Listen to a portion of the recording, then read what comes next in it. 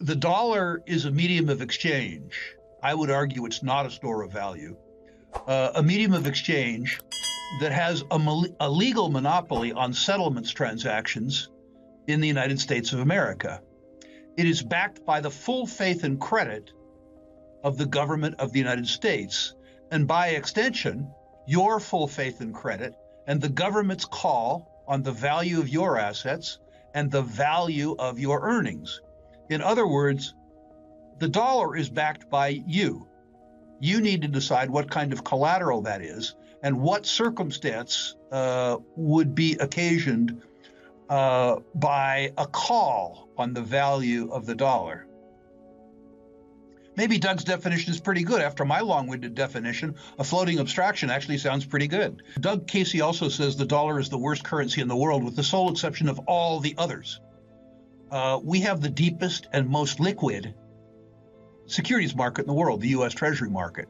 And for all its faith, the dollar relative to any other fiat currency is pretty good. That means, despite the fact that I know as a saver at current interest rates that I am losing purchasing power on an annual basis, I maintain a fair bit of U.S. dollar liquidity. I consider what is in effect a negative interest rate, which is to say the destruction of some of my purchasing power, as an option payment, because I've learned in my life that having liquidity during momentary panics, during times when there isn't liquidity, gives me the tools and hopefully the courage to take advantage of illiquid situations rather than being taken advantage of or by them. Now, Rick Rule breaks it down for us. While the US dollar is losing purchasing power with current interest rates, making it a poor long-term investment, it's crucial to maintain dollar liquidity. Why? Despite its drawbacks, the US dollar is backed by the full faith and credit of the US government, making it the most reliable currency during market panics. Rule emphasizes that having liquidity in such moments allows savvy investors to capitalize on opportunities rather than being victimized by the chaos. He points out that even though holding dollars means accepting a negative interest rate, the ability to act decisively when the market tumbles far outweighs the gradual erosion of value.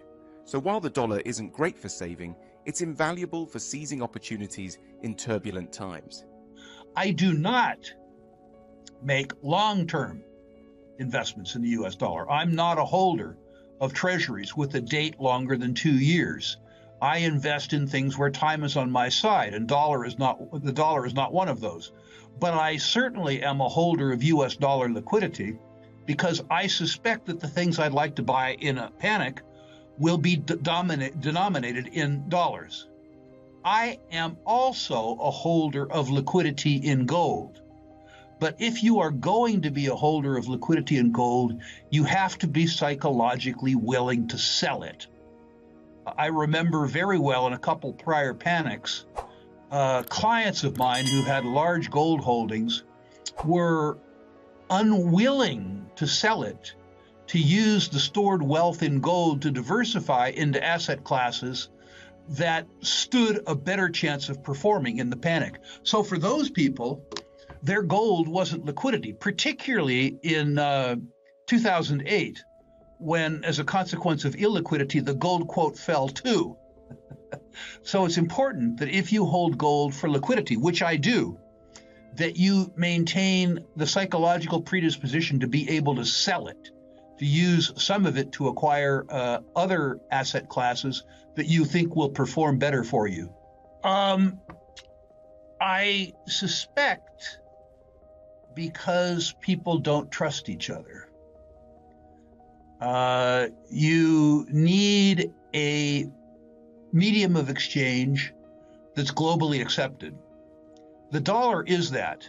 I have, from a prior life, a lot of experience with sovereign wealth funds. And I remember conversations with a couple of Asian sovereign wealth funds, asking them whether they actually trusted the US government. And they said, of course not, but we trust them more than we trust each other. Some would argue that Bitcoin, as an example, could function as a global medium of exchange. My suspicion is that the float, pick a price, is too small. and that global adoption, is too far away. Others suggest that the BRICS could become the global reserve currency. The trouble is that none of the underlying currencies that would form the BRICS are convertible. So that's a bit of a problem. And as little as those countries trust us, they trust each other less. Can you imagine what the Chinese would feel like if they developed a treasury chest of a couple billion or trillion euros, or not euros, I'm sorry, rubles, and they went to Russia to cash in? That doesn't work. I'm 71 years of age, and I suspect that for the balance of my lifetime, and I intend to live a long time, that the dollar will still be the world's reserve currency, albeit not as dominant as it has been and not as dominant as it is today. I absolutely do think that the Ambler Road will be permitted, but I think it'll take 5 years or so. Trilogy needs to do a better job with the native corporations in Alaska. Rural politics in Alaska is controlled by indigenous people.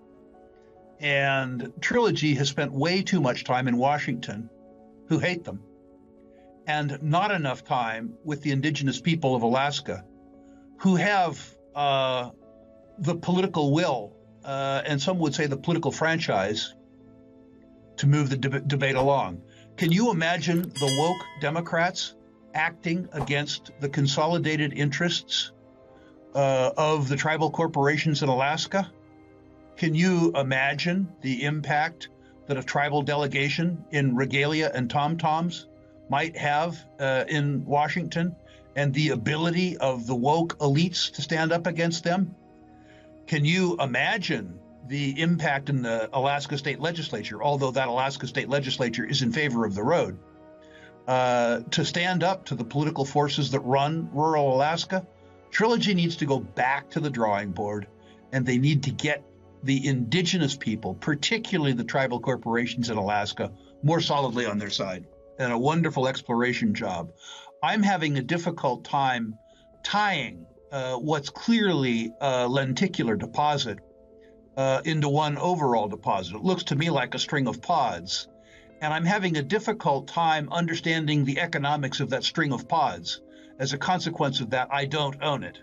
I will note that a good friend of mine and former business partner of mine, Eric Sprott, who is a legitimate billionaire, feels differently. So you need to listen to both sides of the discussion. Well, the thing that I guess worries me the most about Hercules is that they're doing sole risk exploration for a porphyry. Their discovery hole was truly a gaudy hole. But porphyry exploration is not for the faint of heart, nor is it for the poor. One thing that could go wrong is it might not be there. It could be a solid whiff. The second thing that could go wrong is that it might take them 100 holes or 120 holes to find it, and they'll have to continue to dilute. The third circumstance is that their geological thesis might be right, and they might tack it. I have to say, when I looked at the core, when I looked at the bornite in that discovery hole, I got awfully excited. I don't think there's anything wrong with publicly listing businesses like A-Mark. I'm not an A-Mark shareholder because they have on occasion employed too much debt on their balance sheet. And I wondered when I looked at their income statement and balance sheet if I was smart enough to run a business like that. I decided that I wasn't. Hopefully they are. Being public gives a company like A-Mark certain advantages. If they need to go to raise equity, you don't have too much of a discussion over price. The market sets the price, plus or minus 10 or 15%.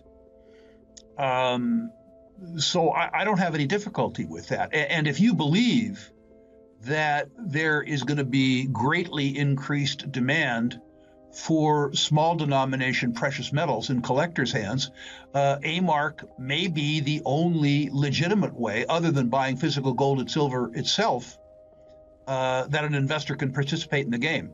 I know the people. They're very, very, very high quality business people.